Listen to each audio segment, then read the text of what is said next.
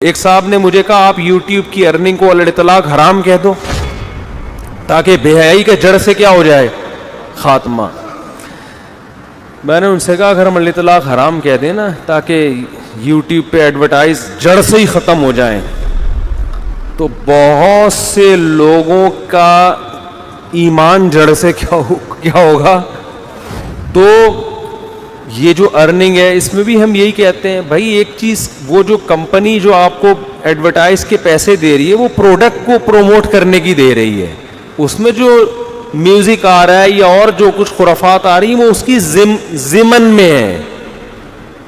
تو آپ کے مشورے سے اگر ایسا کر رہے ہیں تو گناہ ہوگا, نہیں کر رہے تو جیسے شیمپو کی بوتل پہ آپ کا اختیار نہیں ہے ایسے ہی اس ایڈورٹائز پہ بھی آپ کا اختیار نہیں ہے. تو جو ارننگ کر رہے ہیں نا یوٹیوب سے, جن کو موقع ملتا ہے چینل بنا کے مونیٹائز کرنے کا, وہ کسی کے فتوے کو نہیں پوچھتے, کہتے ہیں بالکل صحیح ہے.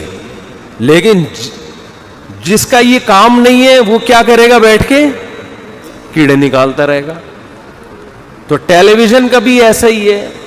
اب جو لوگ ٹی وی میں مثال کے طور پر ایک نیوز اینکر ہے وہ خبریں پڑھ رہا ہے, سارے علماء یہ کہتے ہیں اس کی تنخواہ کیا ہے, حلال ہے, کیونکہ وہ نہ ڈرامہ بنا رہا ہے نہ فلم ہاں سری حرام کام نہیں جائز ہو جائیں گے زمانے کی وجہ سے, کیونکہ آپ کہیں کہ چونکہ کفر کا غلبہ ہے تو اگر تھوڑی سی ہم نے پی لی تو کیا جا رہا ہے اس میں. مفتی صاحب نے کہا تھا چلتا ہے, یہ ہم نے شراب بیچنا شروع کر دی, وہ تو عین شراب تو حرام ہے نا.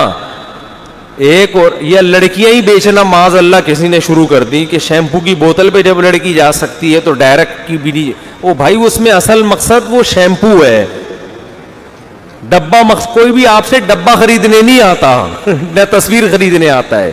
اصل مقصد وہ لیکوڈ ہے, وہ اس میں پھر ہمارے کنٹرول میں نہیں ہے تو کمپنیاں اس میں جو کچھ کر رہی ہیں وہ کر رہی ہیں. تو بالکل اسی طرح یوٹیوب کی ارننگ کا بھی ہے. وہ جو آپ کو اس میں پیسے مل رہے ہیں وہ لڑکیوں کو پروموٹ کرنے کے نہیں مل رہے.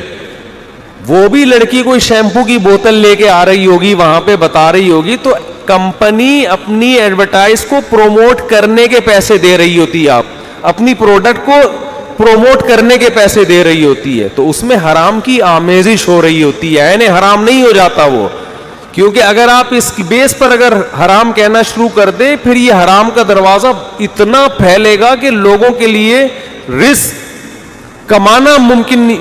تو جن کا فتوے کی فیلڈ سے تعلق نہیں ہے نا وہ تو بیٹھ کے فوراً کہہ دیں گے, لیکن مفتی کو پتا ہوتا ہے بھائی یہ اگر حرام ہوا نا تو پھر اس کا دائرہ کہاں ہے, پھر یہ بہت بڑا دائرہ ہے, پھر تو اسلام پہ چلنا ہی ممکن نہیں رہے گا. تو اس میں یہ فرق کرنا پڑے گا, اصلاً جائز ہے وصفاً, اس میں وصف ناجائز ہونے کا شامل ہو رہا ہے.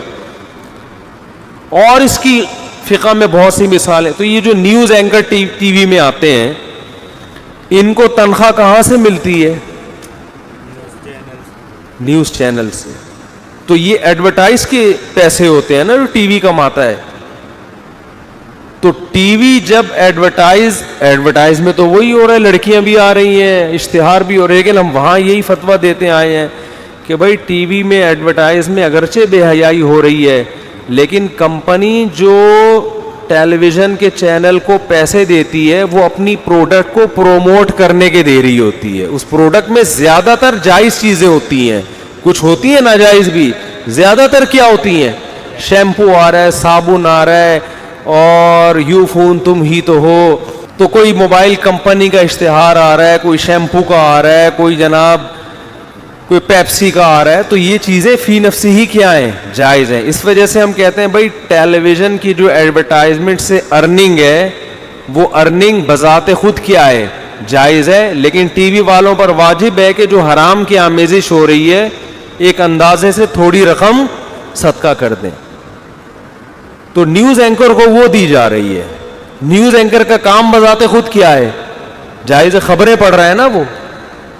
اچھا مجھے یہ بتاؤ, یہ جو ڈاکومنٹری بنا رہے ہوتے ہیں, خبریں دکھا رہے ہیں, بندے مر گئے, یہ مر گئے, اس میں بھی درمیان میں لیڈیز بہت ساری گزر رہی ہوتی ہیں. باپ کو چونکہ تم نے بغیر دوپٹے کے لیڈیز دکھائی ہیں لہذا تمہیں جو تنخواہ ملے گی وہ کیا ہوگی؟ حرام. وہ کہے گا بھائی میں یہ بندہ دکھا رہا ہوں, اور اگر لیڈیز بھی دکھا رہا ہوں تو اس کا مقصد خاتون کو نمایاں کرنا نہیں ہے, اس کے ساتھ کوئی مسئلہ ہو گیا بیچاری کے ساتھ, ٹھیک ہے نا. میرا مقصد اس بے حیائی کو پروموٹ کرنا, یہ اس کا ڈانس دکھانا نہیں ہے. میرا مقصد ہے یہ خاتون بیچاری لٹ گئی, ان کے ساتھ ڈاکو ان کا پرس چھین کے چلے گئے, جی محترمہ بتائیے کیسے ڈاکو آئے, کیسے گئے. تو ہم یہاں بھی اس کی ارننگ کو کیا کہیں گے؟ جائز. حالانکہ وہ بغیر دوپٹے کے تو ٹی وی میں آنا اس کے لیے جائز نہیں تھا. ہم کہیں گے مقصد معاشرے سے برائی کو ختم کرنا ہے. ڈرامے فلموں کو ہم اس لیے ناجائز کہتے ہیں ان کی ارننگ کو کہ وہ تو بذات خود ہے ہی غلط, اس کی تو ضرورت بھی نہیں ہے نا. اور دوسری بات یہ کہ ہم کمپنی جو اشتہار بنا رہی ہے جس میں عورتوں کا استعمال کر رہی ہے اس کو کے عمل کو پھر بھی ناجائز کہیں گے. بھائی دکاندار تو مجبور ہے نا شیمپو کی بوتل بیچنے پر, لیکن شیمپو کی بوتل بنانے والا وہ تھوڑی مجبور ہے اس پر لڑکی کی تصویر چھاپنے پر. وہ نہ چھاپے نا, وہ کیوں چھاپ رہا ہے؟ وہ کمپنی تو مجبور نہیں ہے نا, ان کو بہرحال گناہ ہوگا. لیکن یہ سب چیزیں اس وقت ہوں گی جب یہ سارے چیزیں کس کے کنٹرول میں ہوں؟ یا آپ کے کنٹرول میں ہوں.